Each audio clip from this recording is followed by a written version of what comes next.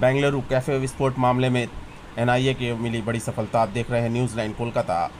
पश्चिम बंगाल के न्यू दीघा के Ayush international hotel से 2 आतंकियों को किया गिरफ्तार कर उन्हें पश्चिम बंगाल के कोलकाता लाया गया और उसके बाद उनसे पूछताछ के दौरान उन्होंने हावड़ा के बस स्टैंड से बेंगलुरु से भागने के बाद दीघा के लिए जो बस पकड़ी थी, बस स्टैंड पे भी पूछताछ करती नजर आई एनआईए की टीम। इस मामले को लेकर उधर दीघा के होटल एसोसिएशन के लोगों ने भी एक प्रेस कॉन्फ्रेंस किया और सहाफ़ियों के दरमियान क्या कुछ कहा हम आपको दिखाएंगे न्यूज़ लाइन कोलकाता में। फिलहाल तो एनआईए को एक बहुत बड़ी सफलता मिली है और इस पे वो जांच कर रहे हैं और दोनों आतंकियों से पूछताछ जारी है। গিয়েছিল কেউ কিছু যায় না, কবে রাত্রেবেলা এলো চলে গেছে, এটাই আমি জানি। কত রাত্রে এসেছিল সেটা আমি জানি স্যার। আর সকালে যখন নিয়ে যায় তাদেরকে, সেটা কত সকালে কোনো জানা গেছে কিছু?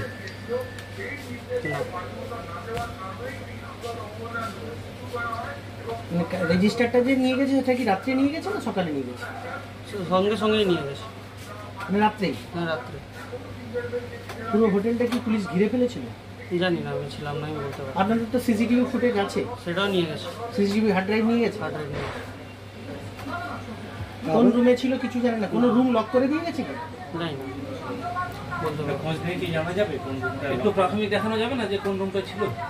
কাউকে খোঁজ নিলে তো আপনি জানতে পারবেন। আপনি যেহেতু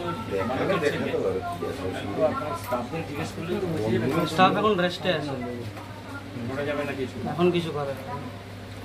অফিসার বলে দিয়ে গেছে আপনাদের এই হোটেলের আপনি মালিকের মালিক নাম? নাম আমার আয়ুষ কুমার। আয়ুষ কি কুমার? টাইটেল কুমার? আপনি অশোকবাবু, যেটা হচ্ছে যে নিউ দীঘা হোটেলিয়ার্স অ্যাসোসিয়েশনের আপনি সম্পাদক। তো যেটা দেখা গেল যে হোটেল থেকে এই যে ধরলো এনআইএ টিম এসে, সেই হোটেলও আপনাদের অন্তর্ভুক্ত হচ্ছে। তো এই ঘটনার পরে আপনারা কি কি স্টেপ নেবেন এইসব আটকানোর জন্য? দেখুন, আমাদের জানা ছিল না, হঠাৎ করে মিডিয়াই আমাদের বললো যে এইরকম হয়েছে আর কি। পরবর্তীকালে আমি খোঁজ নিয়ে দেখলাম যে না, এইরকম কাল রাত থেকে এনআইএ টিম বেঙ্গালুরু থেকে এসছে, এখানে 2 একুইস্টকে ধরেছে এবং নিয়ে গেছে। এ পর্যন্ত ডিটেলস মালিকের কাছ থেকেও আমি কিছু পাইনি।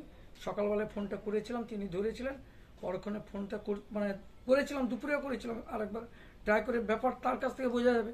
তিনি আমার ফোনটা রিসিভ করেননি। তিনি আমাদের অ্যাসোসিয়েশনের কর্মকর্তাও বটে আর কি। কোন পদে রয়েছে তিনি? এমনি জেনারেল মেম্বার আছে, মানে জেনারেল মেম্বার নয়, আমাদের এক্সিকিউটিভ বোর্ডে কমিটির মধ্যে রয়েছে। বলছি এই যে যারা এখন একটা হোটেলে আমি আমার সিকিউরিটি রেখেছি, ও কিছু বুঝতে পারবে না। আমাদের অতিথি পোর্টালের নামটা এন্ট্রি করছি, ওরা যে যে আধার কার্ড, ধরুন আমরা basically Aadhaar card, PAN card, voter card, যেগুলো আইডি প্রুফ থাকে আর কি, সেগুলো আমরা নিচ্ছি। আমাদের সেরকম কোনো নাই যে এটা ডুপ্লিকেট, ওটা ডুপ্লিকেট, এটা আমাদের সেরকম কোনো হোটেলে নেই এবং এটা সম্ভবও নয়। এটা তো প্রশাসন বুঝে নেবে, আমাদের পক্ষে এটা কঠিন ব্যাপার। তবে আমরা পরক্ষণে মিটিং ডেকে কিভাবে কি করা যায়, প্রশাসনের ঊর্ধ্বে তো আমরা নই, ওনাদের সঙ্গে আলাপ আলোচনা করে যা করা।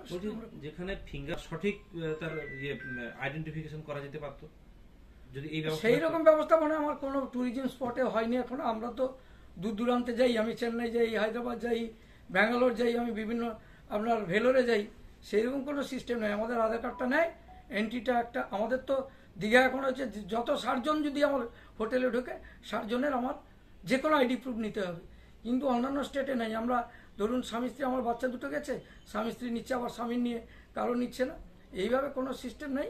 ফিঙ্গারপ্রিন্ট আমার মনে হয় এটা খুব কঠিন জিনিস আমাদের হোটেলের পক্ষে। যদি সরকার কোনো স্টেপ নেন যা ফিঙ্গারপ্রিন্ট দিয়ে করবেন, আমরা তাতে এগ্রি।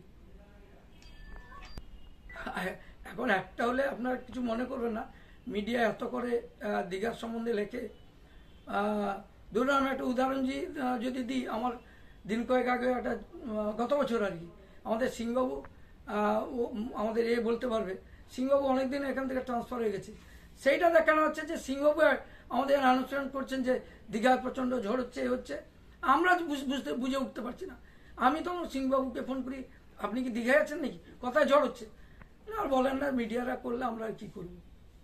এখানে তো মিডিয়ার করার বলছি যে মিডিয়া অনেক সময় আলাদা করে দেখায়, সেই কারণে। এখানে যেটা হলো যে আপনারা কি কোনোদিন ভেবেছিলেন যে এরকম 2 জন এখান